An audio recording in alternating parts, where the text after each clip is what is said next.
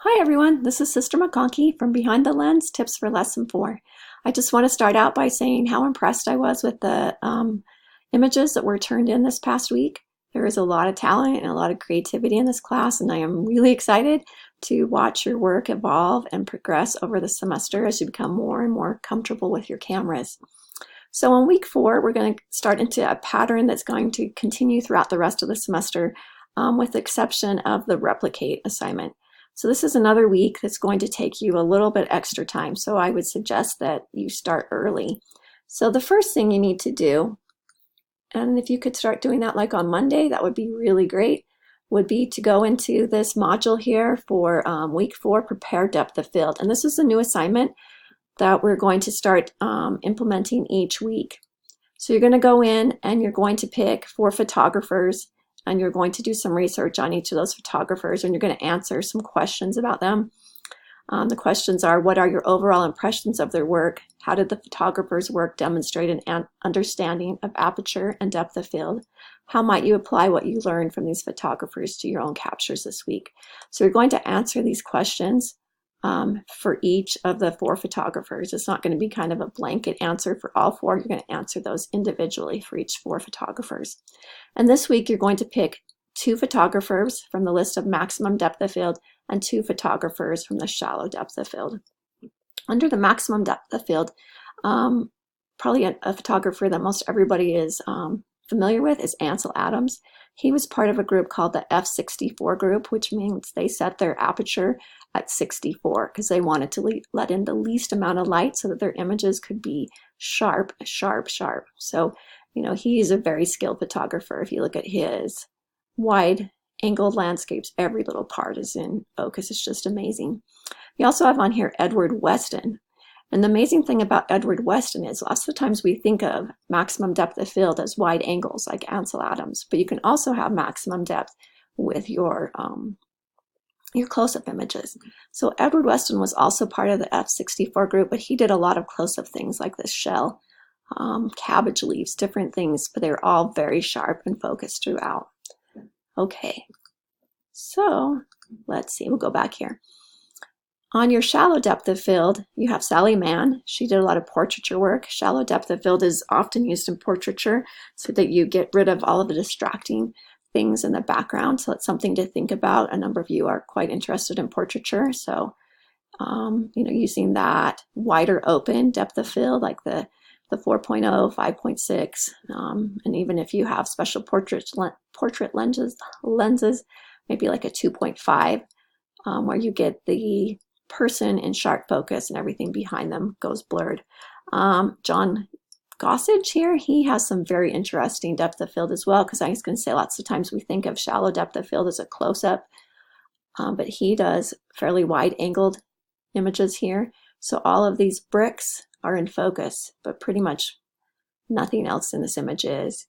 So it's not necessarily wide angled or close up on the depth of field. It's something you can experiment with and really use your creativity on.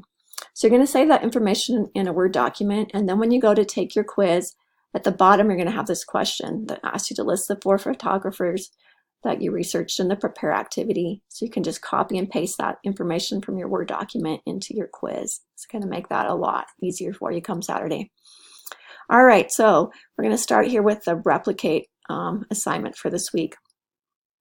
So the replicate assignment is something you're going to want to do before you do your actual shallow depth and maximum depth photos for the peer review this week. So you're going to pick one from each of these and you're going to replicate it or recreate it. And it doesn't have to be, exactly. I mean, if you wanted to, I guess that could be kind of a fun experiment, but you're going to recreate the type of depth of field. So if you chose, like, say this image here, you would have a person in the foreground in sharp focus and another person in the background who is out of focus. Or like this, you have the landscape here in focus and everything behind it is out of focus. And this is kind of an interesting shot too, where they, you have that kind of foreshortening going on here. You have the feet in focus and the body that gets smaller and more out of focus as it goes. These are some ideas of maximum depth of field where you have a fence or something that has this leading line that goes clear back into the back of the image. and keeps everything in tight focus there. You know, again, you could do something like this out on the streets where you have that perspective, that 1-point perspective going out to the horizon, keeping everything in sharp focus. So you're going to take these images, you're going to have one of them shallow depth of field, one of them maximum depth of field, and you're going to convert them to black and white in Lightroom, and you're going to turn those in this week on Thursday.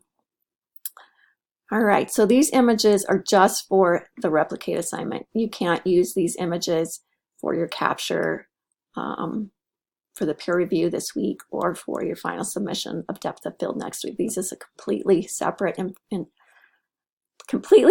assignment, so you want to keep that in mind.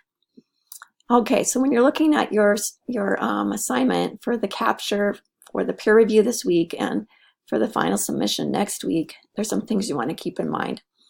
When you look at the rubric here, it says you need to submit 5 examples of depth of field images. Images should have a different camera angle, exposure, or crop of the same subject. So when you go out and shoot your 30, 50, whatever images you're doing to experiment with depth of field, you can use as many subjects as you would like, but when you go to submit them to the peer review and for the final submission, you need to have one single subject and show you know, a shallow depth of field and a maximum depth of field on that subject, and some different, you know, angles and cropping. When we say cropping, we don't mean just going in and just like really cropping your object or your subject in Lightroom because you didn't get close enough to it. We mean getting closer to it yourself and physically cropping it that way in camera. And the other thing you want to remember here is that this assignment needs to be converted to black and white in Lightroom. So our assignments for the next little while will all be in black and white. So keep that in mind. It might even, you know, influence how you shoot, because obviously things with textures and values and different gradations of light are going to look much better in black and white. All right. I hope that answers your questions for this week. If you have any other questions, feel free to post them here on the announcements. That's a really good place for you to post them, because if you have a question, most likely somebody else in the class has a similar question, and they could get that answer there as well. So I look forward to seeing your work and hope you have a good week.